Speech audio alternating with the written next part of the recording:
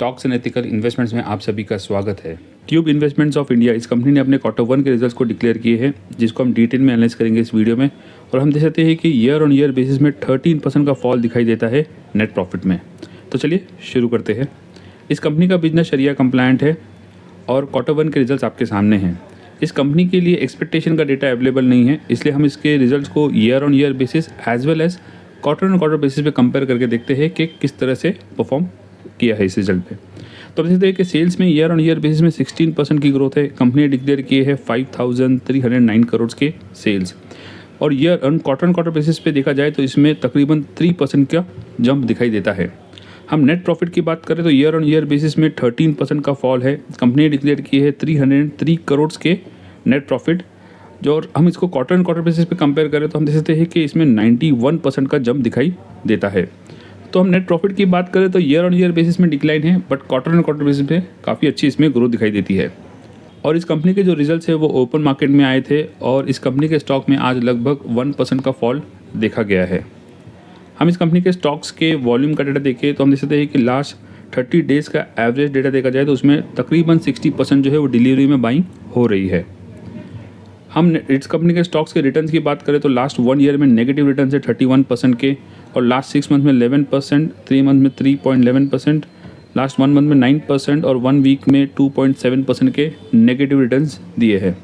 हम इस कंपनी के फंडामेंटल्स को देखें दोस्तों तो हम देख सकते हैं कि मिड कैप कंपनी है, जिसका market cap near about 55,181 crore का है, और इस कंपनी ने पिछले 3 साल में अपने इन्वेस्टर्स को 36% के रिटर्न दिए हैं।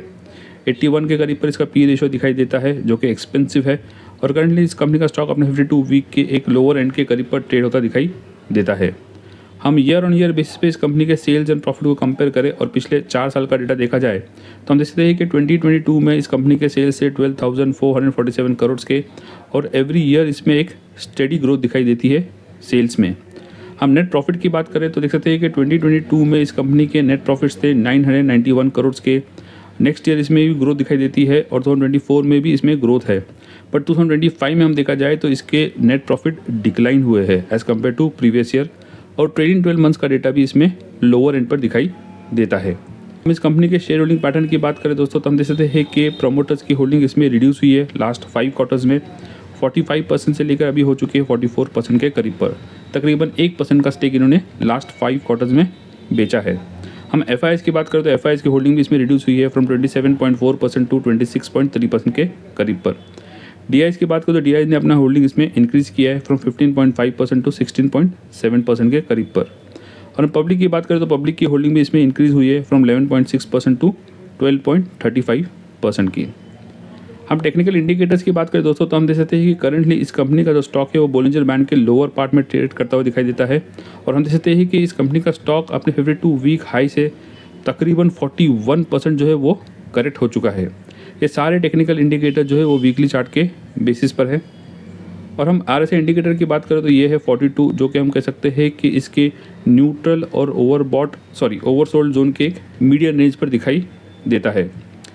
हम MACD चार्ट की बात करें तो हम देख सकते हैं कि इस कंपनी का स्टॉक एक बुलिश ट्रेंड में ट्रेड करता हुआ दिखाई दे रहा था, बट पिछले कुछ हफ्तों में हम देख सकते हैं कि इसके हिस्टोग्राम जो है वो वीकली क्लोज होते दिखाई देते हैं।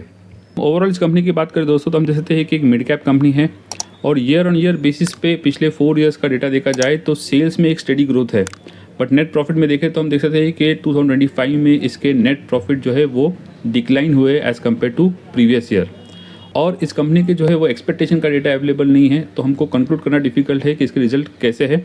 बट हम देख सकते हैं कि ईयर ऑन ईयर बेसिस में नेट प्रॉफिट में फॉल है, but quarter and quarter basis में इसमें 91% का जंप है।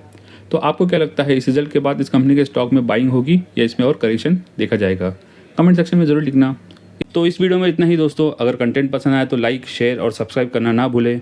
मिलते हैं अगले वीडियो में एक न्यू इंटरेस्टिंग टॉपिक के साथ। Thank you.